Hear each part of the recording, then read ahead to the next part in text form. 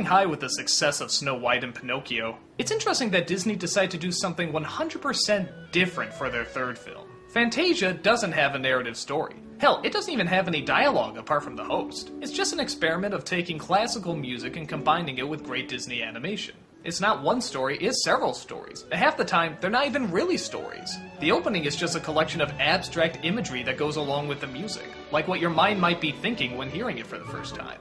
And I friggin' love it. It's not just one of my favorite Disney films, it's one of my favorite films, period. Remember what I was saying before about emotional simplicity? You could argue that this is the film that masters it. Whereas I describe both Snow White and Pinocchio as emotional stories, this is what I like to call an emotional experience. It's not based on narrative as much as moments. And life is made up of very unique moments, so I don't think there's really any problem in putting them together in a movie. Especially if they do get an emotional response. Sometimes, it creates a confusing response, like the one with the dinosaurs. I never know how to feel watching that. Sometimes they're threatening, sometimes they're cute, and then through the course of the piece, they're just gone. I remember as a kid, I had no idea what to think of that. It's just sort of something that happened, and you draw your own conclusions.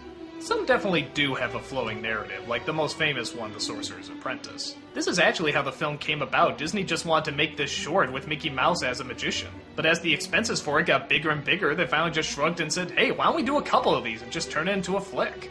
The result is some booming, fantastic music with some booming, fantastic animation. I think sometimes just the falling of leaves can be so much more powerful than the emotional conflict that a character is going through. If the film is done right, it can suck you into something so simple and yet so oddly profound. And Disney animators were great at that. They could find the ballet, the movement, the music, anything that was poetic in, well, really anything. Even just the changing of seasons.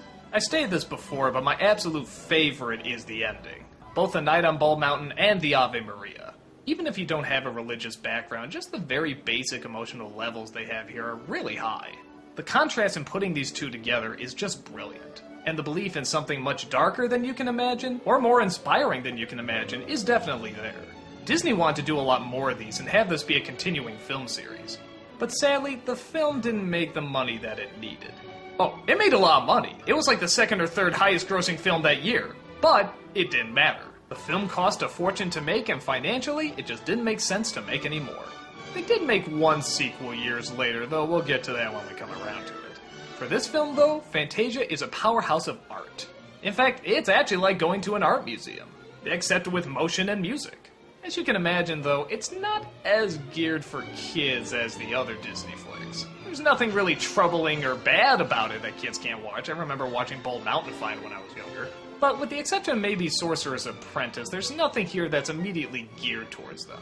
This was the animated Disney film almost strictly for adults. And while kids could watch it, it wasn't exactly their film. It was more for the grown-ups, and those who love it really love it. And it still continues to be one of my faves.